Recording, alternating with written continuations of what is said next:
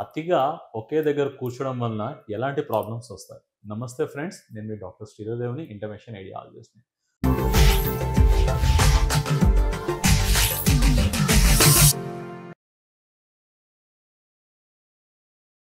మన ముందరి వీడియోస్‌లో మనం చూసుకుంటున్నాం. అన్నీ కూడా మనం లైఫ్ స్టైల్‌కి సంబంధించిన మనం చేసే పనులు, చేయాల్సిన మార్పులు, అవి లాంగ్ టర్మ్‌లో మనకి ఎలాంటి ఎఫెక్ట్స్ ఇస్తాయన్న దాన్ని మనం ఈ మధ్య చూసుకుంటున్నాం. అలా నేను ఐడెంటిఫై చేసిన ఇంకొక ఫ్యాక్టర్ వచ్చేసి ఫ్రెండ్స్, కూర్చోవడం. ప్రొలాంగ్ సిట్టింగ్ అంటే కూర్చోవడం అంటే ఏదో అలా 5, 10 నిమిషాలు కాకుండా కొంతమందిని చూస్తుంటాం. గంటలు గంటలుగా ఒకే కూర్చున్న చోటే కూర్చుండిపోయి, ఇగ అక్కడి నుంచి లేగకుండా కుర్చీ అతుక్కున్నట్టు మనం వ్యవహరించే వాళ్ళని చూస్తుంటాం. ఈ ప్రొలాంగ్ సిట్టింగ్ అంటే 6-8 గంటలు కూడా ఒకే దగ్గర కూర్చునే వాళ్ళలో దీర్ఘకాలికంగా వచ్చే సమస్యలేంటో నేను ఈరోజు మీకు వివరిస్తాను. ఫస్ట్ వచ్చేసి మూడ్.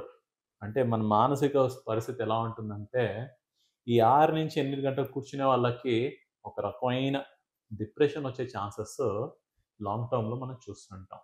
అంటే పెద్దగా ఇంట్రెస్ట్ లేకపోవడం, ఒక లో మూడ్‌లో ఉండడం చూస్తుంటాం.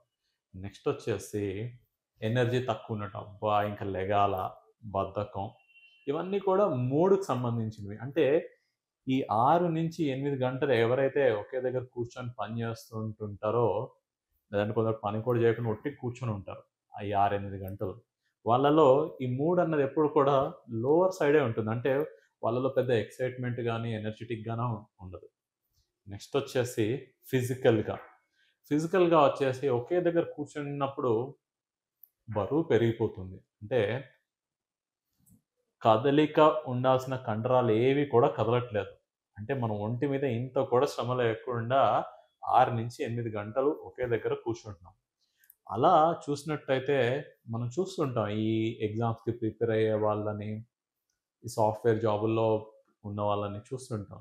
ఎవరైతే ఒకే చోట కదలకుండా 6-8 గంటలు కూర్చుంటారో, ఒక 3 నెలలకో, 6 నెలలకో వాళ్ళకి పక్కనే టైర్‌లొచ్చేసి లావైపోయి, తొడలు లావైపోయి చూస్తుంటాం. ఇవన్నీ కూడా మనకేంటి మొదటి రోజు తెలీదు. ఇవన్నీ కూడా దీర్ఘకాలికంగా అంటే కనీసం ఒక 6-8 నెలలు అయినప్పుడే మనం ఈ చేంజెస్ అన్నిటిని చూస్తుంటాం. అలా ఒబెసిటీ అన్నది కూడా మనకి ఈ ప్రొలాంగ్ సిట్టింగ్ వల్ల వస్తుంది. నెక్స్ట్ ఒబెసిటీ పుణ్యమా అనేసి ఏమవుతుంది? షుగర్ రావడానికి, గుండె జబ్బులు రావడానికి వీటన్నిటికి కూడా ఆస్కారం పెరిగిపోతుంది. అలా మన దేశం అన్నది డయాబెటిస్‌కి క్యాపిటల్‌గా తయారైంది. అండ్ అందరికి తెలుసు డయాబెటిస్‌లో పలు రకాలమైన ఈ రక్తనాళాల జబ్బులొస్తుంటాయి.